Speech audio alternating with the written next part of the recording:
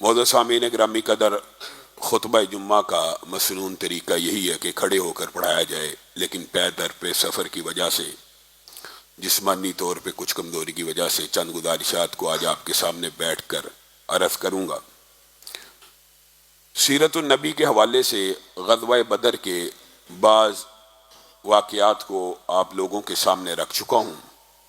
غزوہ بدر کی ابتدا کے اندر اس وقت عرب کا جو طریقہ کار تھا کہ دونوں سائیڈ سے ماہر جنگجو آمنے سامنے آتے تھے، اور اس کے ساتھ ایک بوسٹ کی کیفیت پیدا ہوتی تھی کہ جو پہلوان جنگ میں جیت جاتا اس کے لشکر کو حوصلہ ملتا تھا۔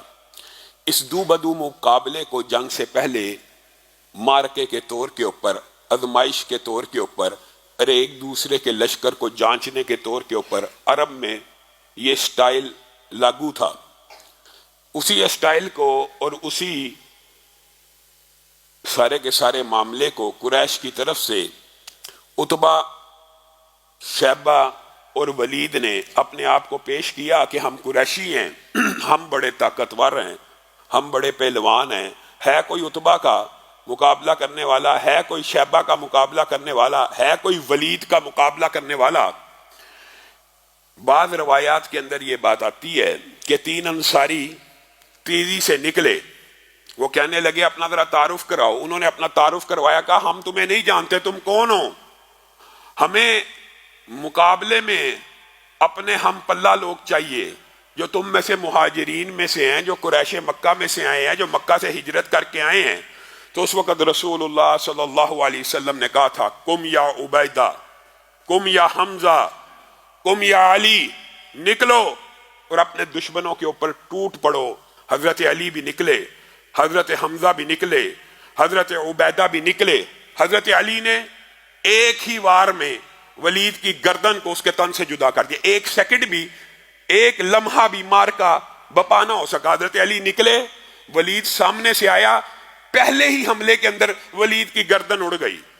مسلمانوں کے اندر خوشی کی لہر دوڑ گئی۔ حمزہ آگے بڑھے، شیبہ مقابلے میں آیا، ایک سیکنڈ نہ گزرا، ایک لمحہ نہ گزرا، حضرت حمزہ نے شیبہ کی گردن کو اس کے تن سے جدا کر دیا۔ مسلمانوں کے اندر تکبیر کی صدائیں، اللہ اکبر کے نعرے لگنے لگے۔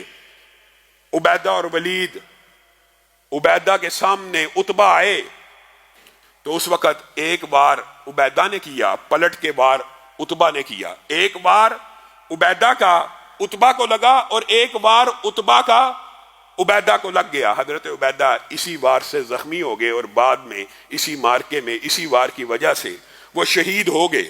جب دونوں جنگجو ایک ایک بار کر چکے تو حضرت علی اس وقت تک ولید کا کام تمام کر چکے تھے، تیزی سے آگے بڑھے اور عتبہ کی گردن کو بھی اس کے تن سے جدا کر دیا۔ گویا اس مارکے کے اندر، ابتدائی مارکے کے اندر، دو پہلوانوں کا اکیلا علی نے مقابلہ کیا، ایک ولید کی گردن کو بھی اڑایا اور ایک عتبہ کی گردن کو بھی کاٹ دیا۔ اسی لیے حضرت علی کہا کرتے تھے کہ قرآن پاک کی یہ آیت مجھ علی، حمزہ اور عبیدہ کے بارے میں نازل ہوئی ہے، ہادانی خصمان اختصموا، یہ دو گروہ ہیں۔ یہ جو اللہ رب العزت نے میدان بدر کی ابتدا کے بارے میں یہ آیتیں نازل کی ہیں نا، ہادانی خصمانی، یہ ان تین مکیوں کی طرف سے، یعنی وہ مہاجر جو مکہ سے ہجرت کر کے رسول اللہ کے ساتھ آئے، حمزہ، علی اور عبیدہ، ان کی طرف سے تھے۔ اور یہی وہ بات عتبہ، شیبہ اور ولید کی طرف سے قرآن پاک میں یہ آیت نازل ہوئی کہ یہ دو گروہ اپنے رب کے بارے میں، یہ ابتدائی گروہ کی بات ہو رہی ہے، یہاں پہ پورے لشکر کی بات نہیں ہے، یہ ان 6 بندوں کے بارے میں قرآن پاک میں آیت نازل ہوئی جو ان صحابہ کے رتبے کے اوپر بھی دلالت کرتی ہے۔ مسلمانوں میں خوشی کی لہر دوڑ پڑی کہ کفار کے بڑے بڑے سردار عتبہ، شیبہ، ولید ایک ہی لمحے کے اندر ہلاک ہو چکے ہیں۔ مسلمانوں کا جوش بڑھ گیا، کفار کی ہمت مزید ٹوٹ گئی، لیکن وہ انتقام کی آگ میں آندھی اور طوفان کی طرح آگے بڑھے۔ اور عبد الرحمن ابن عوف بیان کرتے ہیں، عجیب منظر تھا، عجیب مارکہ تھا کہ جنگ کے اندر بالعموم خواہش یہ ہوتی ہے کہ دائیں اور بائیں جو کھڑا ہو وہ کون ہو؟ مضبوط ہو، طاقتور ہو اور بڑا جری ہو کہ اگر ارد گرد سے کوئی حملہ ہو تو مجھے بچا لے۔ ہر جنگجو کی یہی خواہش ہوتی ہے کہ بایاں بھی دایاں بھی مضبوط ہو، حصار بھی مضبوط ہو، جنگ کرنے کی اس کو کوئی فیسیلٹی اور اس کو یہ موقع فراہم ہو سکے کہ وہ آرام سے اطمینان سے دائیں بائیں سے غافل ہو کے سامنے حملہ کرے۔ کہا میں نے اپنے دائیں دیکھا، اپنے بائیں دیکھا، دو نوجوان کم عمر لڑکے جن کو آج 1400 برس بیت چکے ہیں، امت آج بھی ان بچوں کے ناموں کے اوپر اپنے بچوں کے نام رکھتی ہے۔ دائیں دیکھا معاذ کھڑا ہے، بائیں دیکھا معوذ کھڑا ہے، دو کم عمر بچے ہیں۔ میدان جنگ کے اندر میں خواہش کرتا تھا کہ مضبوط کڑیل جوان ہو، یہ چھوٹے چھوٹے بچے تھے۔ میں نے ان کی طرف دیکھا تو کہنے لگے چچا ہمیں بتلائیے ابو جہل کہاں ہے، ہمیں بتائیے ابو جہل کہاں ہے۔ میں نے کہا تمہیں اس سے کیا کام، وہ تو جرنیل ہے، وہ تو سپہ سالار ہے، تم تو کم عمر ہو، مفہوم یہ ہے، تمہیں اس سے کیا کام ہے۔ کہا ہمارے نبی کو گالیاں دیا کرتا تھا، ہم نے سنا ہے مکہ کے اندر جتنی اذیت اس نے رسول اللہ کو دی ہے، آج ہم اپنے نبی کے خلاف ہرزہ سرائی کرنے والے کے خلاف تلوار اٹھانا چاہتے ہیں، ہمیں ابو جہل کا پتہ بتایا جائے جو ہمارے نبی کو برا بلا کہتے ہیں، آج ہماری تلواروں سے بچ نہ پائے گا۔ عبد الرحمن ابن عوف کہتے ہیں بچے تو چھوٹے تھے لیکن جذبہ اتنا جوان تھا، میں نے کفار کے اندر سے وہ سب سے بڑے جرنیل اور سب سے بڑے سردار جو بڑی شان و شوکت اور تکبر سے گھوڑے کے اوپر سوار تھا، میں نے کہا وہ ابو جہل ہے، اگر تم واقعی رسول اللہ صلی اللہ علیہ وسلم کے خلاف ہردہ سرائی کا بدلہ لینا چاہتے ہو تو وہ تمہارا ٹارگٹ ہے۔ کہا میں نے کیا دیکھا، معوذ اور معاذ تیزی سے آگے بڑھے، دونوں بھائیوں نے، یہ صحیح روایات کے اندر آتا ہے کہ پہلے معاذ نے تلوار چلائی، اچانک حملہ آور ہوئے دو بچے، ابو جہل سنبھل نہ سکا، اور اللہ تعالیٰ نے یہی اس کے نصیبے اور قسمت میں لکھا تھا کہ ذلیل و خوار ہو کے مسلمانوں کے سامنے وہ رسوائی دیکھے گا اپنی آنکھوں سے۔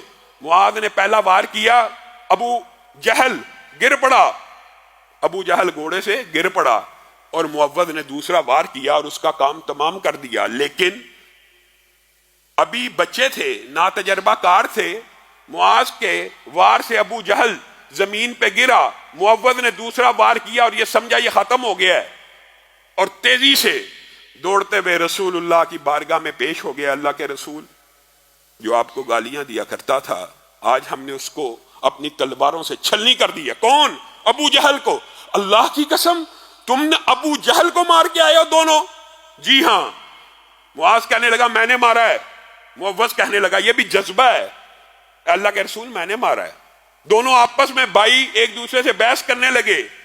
رسول اللہ صلی اللہ علیہ وسلم نے پوچھا ایکما قتلہ، تم دونوں میں سے اصل میں کس نے مارا ہے؟ دونوں قسمیں کھانے لگے، اللہ کے رسول میں نے مارا ہے، اللہ کے رسول میں نے مارا ہے، آپ کو گالیاں دیا کرتا تھا اس لیے اس کا کام تمام کر دیا، اس امید کے اوپر کہ اللہ کل جنت میں داخل کر دے گا۔ رسول اللہ صلی اللہ علیہ وسلم نے کہا دکھاؤ اپنی تلواروں کو۔ جب رسول اللہ نے دونوں کی تلواروں کے اوپر ابو جہل کا خون دیکھا تو کہا کلاکما قتلہ، اللہ کی قسم تم دونوں نے ہی اس کو قتل کیا ہے، لیکن میں ابو جہل کا ساز و سامان معاذ تجھے دوں گا کیونکہ تو نے حملے میں ابتدا کی۔ اور پھر عبداللہ ابن مسعود کو کہا جاؤ دیکھ کے آؤ ابو جہل کے بارے میں بچے صحیح کہہ رہے ہیں، یا محدثین نے کہا رسول اللہ صلی اللہ علیہ وسلم نے اس کو وزٹ کرنا تھا، ابو جہل کی لاش کے پاس جانا تھا، اس لیے عبداللہ ابن مسعود کو بھیجا جاؤ چیک کر کے آؤ کہاں مرا پڑا ہے، کہاں گرا پڑا ہے۔ عبداللہ ابن مسعود کہتے ہیں میں جب گیا تو معوذ اور معاذ اس کا کام تو تقریباً تمام کر چکے تھے، لیکن ابھی اس میں زندگی کی رمق باقی تھی، اور اس کا ہاتھ تلوار کے اوپر تھا۔ میں اس کی چھاتی کے اوپر چڑھا، ابو جہل کی چھاتی کے اوپر چڑھا اور کہا تو ہی ابھی ابو جہل ہے، اور پھر میں نے اس کا ہود اتارا تو اس کا ہاتھ تلوار کے اوپر کانپنے لگا، تو میں نے اس کے ہاتھ کے اوپر تلوار کی ضرب کو لگایا تاکہ یہ مرتے مرتے تلوار نہ اٹھائے، اور اس کے ہود کو اتارا، ابو جہل کو پہچان لیا، کہنے لگا بکریوں کو چروانے والے چرواہے، او بکریوں کو چرانے والے چرواہے، تو بڑی اونچی جگہ چڑھ گیا ہے۔ ایسا ظالم، ایسا متکبر آدمی تھا، عبداللہ ابن مسعود کو کہنے لگا تو بڑی اونچی جگہ چڑھ گیا ہے، بکریوں کو چرانے والے چرواہے۔ کہا ابو جہل تو ذلیل اور رسوا ہو کے دنیا سے جا رہا ہے۔ وہ متکبر آدمی اس وقت بھی کہنے لگا کہ میں ذلیل اور رسوا ہو کے جا رہا ہوں؟ یہ تمہاری خوش قسمتی ہے کہ اس وقت دھرتی کے اوپر سب سے افضل اور اعلیٰ انسان کے قتل کرنے کے اندر تو شامل ہے۔ گردن کو ذرا نیچے سے کاٹی، گردن کو ذرا نیچے سے کاٹی، تاکہ جب لاشوں کو اکٹھا کیا جائے تو لوگوں کو پتہ لگے یہ سردار کی گردن اونچی نظر آئے۔ اتنا متکبر آدمی عبداللہ ابن مسعود نے اس کی گردن کو کاٹا۔ رسول اللہ صلی اللہ علیہ وسلم کی بارگاہ میں خوشخبری لے کے آئے۔ رسول اللہ صلی اللہ علیہ وسلم تیزی سے اس کی لاش کو دیکھنے کے لیے بڑھے اور کہا یہ فرعون ہے، یہ اس امت کا فرعون، اگر کوئی تھا تو ابو جہل تھا۔